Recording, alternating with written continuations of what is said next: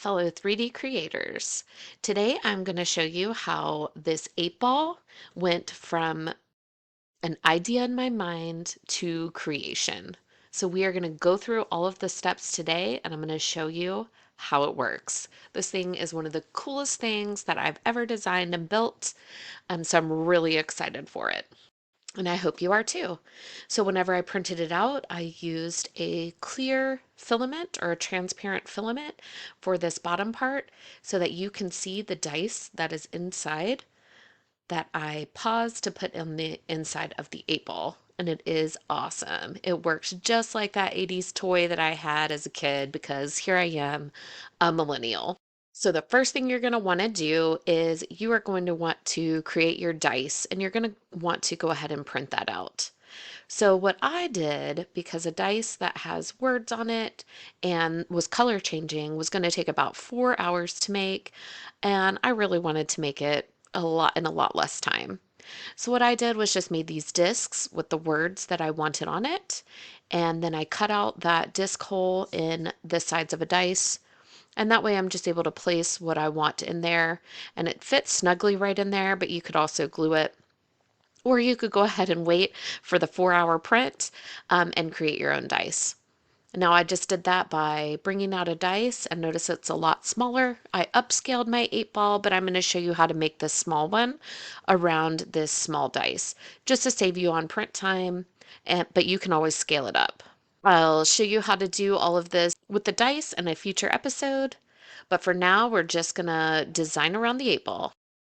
All right, let's make it real. I love to design in Tinkercad. It's so intuitive and it really works for my students and people that I work with of all ages. So that's what we're going to be working in today. So first you're going to go to Create, 3D Design. Now the first thing I always like to do is I like to change the title up here just so that whenever I export it later, it's already named the file name and I can keep everything straight because I make a ton of files. So the first thing you're going to want to do is insert a sphere. And I always like to collapse this menu so that I can see more of my work plane. So you can click and drag to make your shape bigger. And if you hold down shift, it stays the same ratio. So I'm going to click and drag and make sure that it's about 40 just so that the height also changes with it. And I just do that by holding down the shift key. Now I'm going to insert a box hole here. And I am just going to click and drag this out so that it's at about 50. And then I'm going to make the height about 10. Or I'm going to make the height exactly 10. Now I like to type in because later you're going to see that we're going to have to do a decimal and you can't do that when your snap grid is on 1 millimeter. So I like to type in just so that it's more precise. So I'm going to click and drag across both of my shapes so that it selects them both. And then I'm going to go to the Align panel. Then I'm going to center it this way by clicking on this middle circle. And I'm going to center it this way by clicking on this front middle circle. And then I'm going to group the shapes together. And that is just going to delete everything out and give me that flat shape at the bottom. So I'm going to be able to see my dice. Then I'm going to click D and that's just going to drop it to the work plane. Now I'll use this button up here to duplicate it. So now I have two of these shapes. I'm going to click on this on one of them and I'm going to change it to a hole just by clicking right up here. Now I am going to make this 33 by 33 and then I'm going to make it about 26 tall. This gives my dice enough room. So this dice right here, it gives it enough room to roll around in and be able to change sides. So I had to do a lot of math for that to figure out what would give it enough room, but I wanted to keep it kind of small so that you could see the dice at the bottom. Now I'm going to delete this dice here. So I'm going to click and drag across both of these shapes, dome shapes that I have right here, and I'm just going to center them. So I'm going to go here and I'm going to click on the side middle circle and the front middle circle, and then I'm going to group them together. So as you see, I have a hole here in the bottom and I don't want that, but I just want a thin piece of material there so that I can still see my dice through that transparent filament. So I'm going to go up here and I'm going to bring out a cylinder, and I'm going to make this cylinder 33 by 33, and then I'm going to make it 0.3 tall. So I don't want it to be that thick at all, a thin little layer, and you could even make this a little smaller.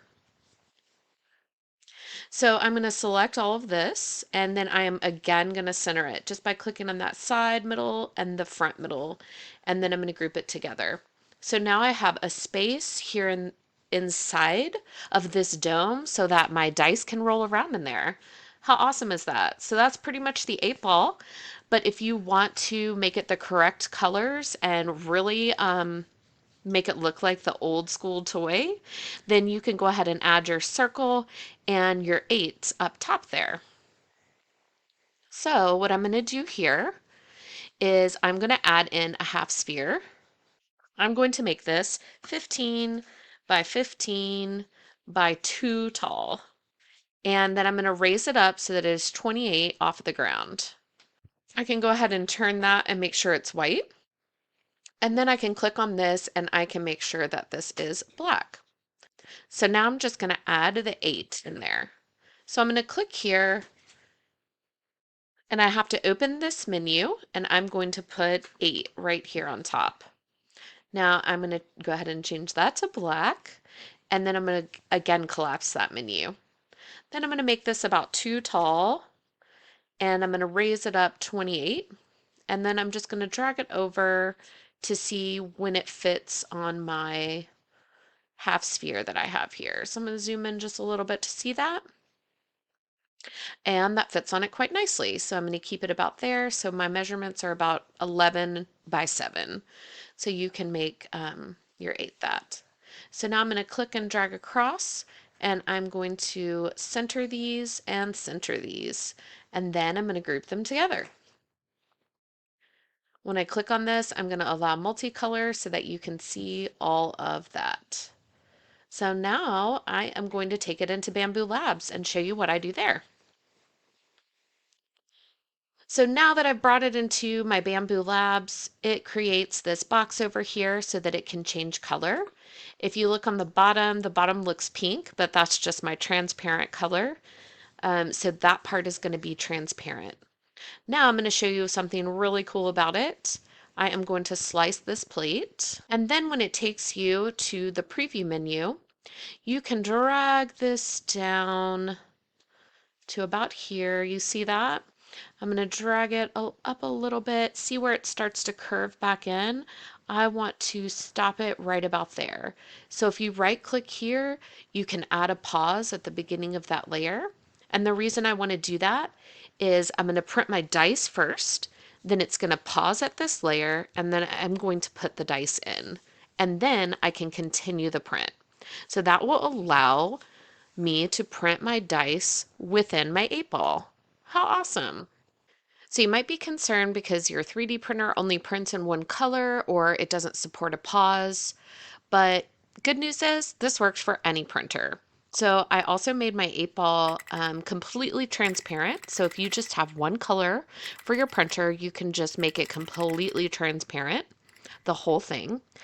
And then you can also just include a box back here or a cylinder, whatever you'd like, and make about 25 tall. And then when the printer head goes back here to print the box, then you can just slip the dice in when it gets tall enough. Now you have to make sure that it will be out of the way of the print head. So you have to make sure that it gets a lot taller than your dice. I have definitely put the dice in a little too early and I've completely messed up the entire print. So you want to make sure you put the dice in at the right time if you're doing it this way. This print is for everyone. So this is what it looks like whenever you are completely finished and you've printed it out. I sized mine up a bit and made it a bit larger, but this is what it looks like. How cool! Thanks for joining me at STEM Starters today, where we believe STEM is for everyone.